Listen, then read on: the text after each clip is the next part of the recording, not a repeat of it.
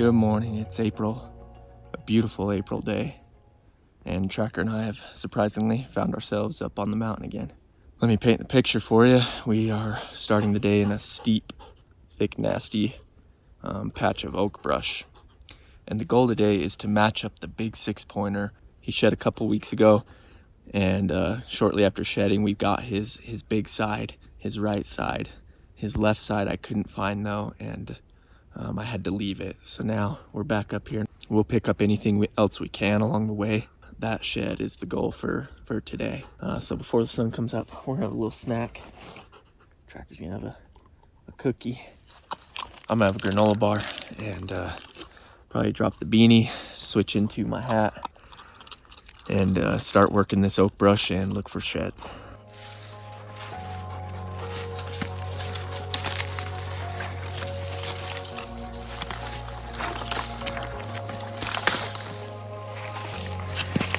You can see the elk are obviously in here, and they've hung out in here, but the lighting is less than ideal.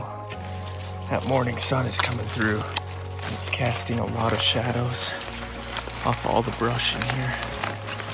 Pretty much gonna have to walk right onto one if there's one in here.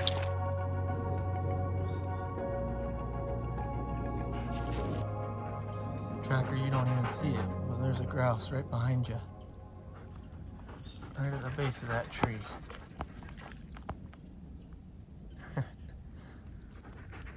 She's hiding from you. It's a good area for birds to hang out in and nest. A lot of cover and some water over here in this ditch.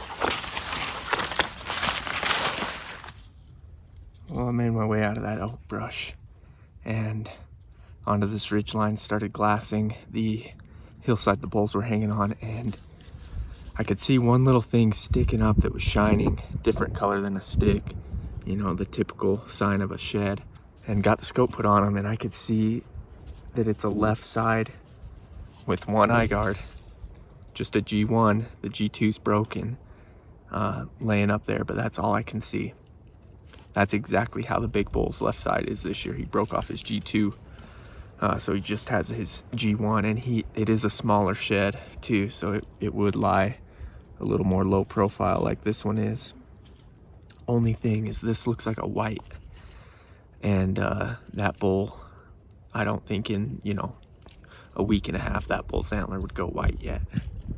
So I think this is from a shed from a previous year, but it could be wrong. It could be him because it's right around where I last saw the bull. But yeah, we're gonna glass this hillside real quick, and then we'll continue on and probably go straight up to that antler first just in case, and then work our way back. Climbing up this slope now that the bulls are on, and I can see their tracks in the mud here from a week and a half ago when they were hanging out. Some more droppings. The snow's melted now in most spots, so I'm not gonna be able to follow tracks in the snow, but it's good to have some tracks in the mud to have an idea of that you're on the right line.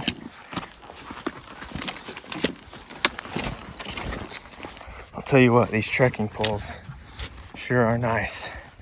I'm in very slippery, steep terrain where I go from dry ground to mud to melted snow, and my boots want to slip a lot.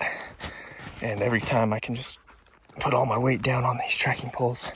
These are the Sissy Sticks from Peaks Equipment.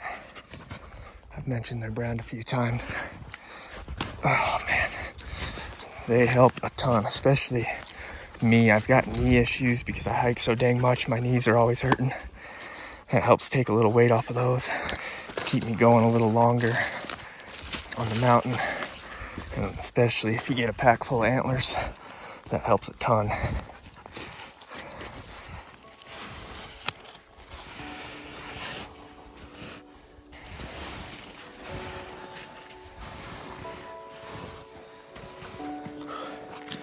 I'm about at the elevation of that antler that I glassed up. Can't see it yet, but I should be able to here in the next few seconds. don't think it's the one we need. Whew. Yeah, just a little guy. Tiny guy. They always look so much bigger through the scope. He actually does have an eye guard, it's just buried right there. Bring him in, buddy. Yeah, little guy. Nothing great. Just a youngin'. Been out here a few years. It's so crazy that they could just lay out in the open like that for years and get missed, but if the right amount of snow is covering them, you don't have the best angle, I guess they can.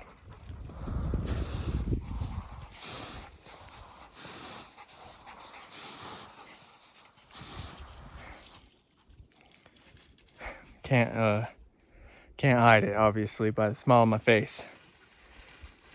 Tracker's on him right now, about 15 yards below me. I just found the match.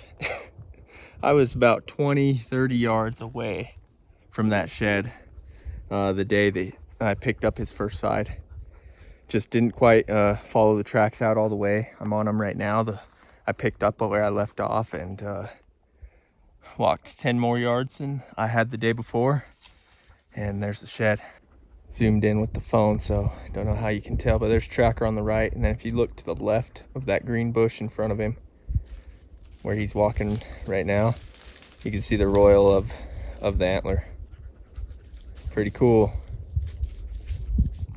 Here's their tracks here. I've just been zigzagging through this north slope. So last time I saw them was on that ridge with 2 antlers. Then he came over to this ridge on the backside, shed his big side. And then a windstorm came and all the bulls moved down into these bottoms. And then the next day is when I came up and saw them over here with no antlers. So I knew that it was most likely in this bottom somewhere. I just missed it. Steep hillside. There it is. Time's up.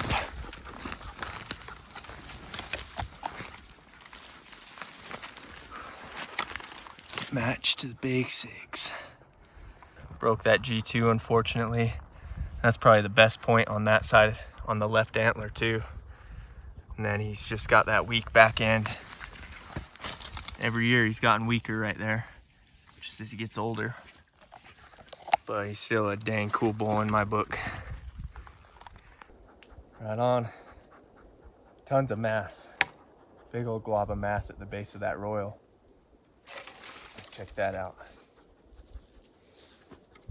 Then he just kind of dwindles out in the back. What a sweet bull though. He's old.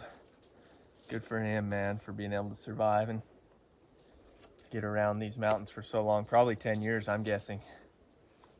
Since I've known about him since 2016, and he was already a 6-point at that time.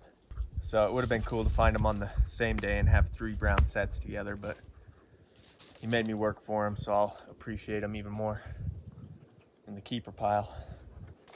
There's a look at that base. Decent size. It never was too big, but it is dished out a little bit. When I had an encounter with him back in September, he wasn't broken. I just couldn't quite get in on him. I was about 65 yards away. I had 5 raghorns next to me, 30 yards away, so I couldn't move. And while they kind of trapped me, he moved off with the cows, and I never saw him again until after the hunt. So hopefully he comes back strong. I mean, he looked healthy. He's just old. So we're gonna just hike out of here, maybe find something along the way. But then we're gonna go put all these sheds together. The last year's set, the single that I bought off Brandon, and this side now with his match back at home.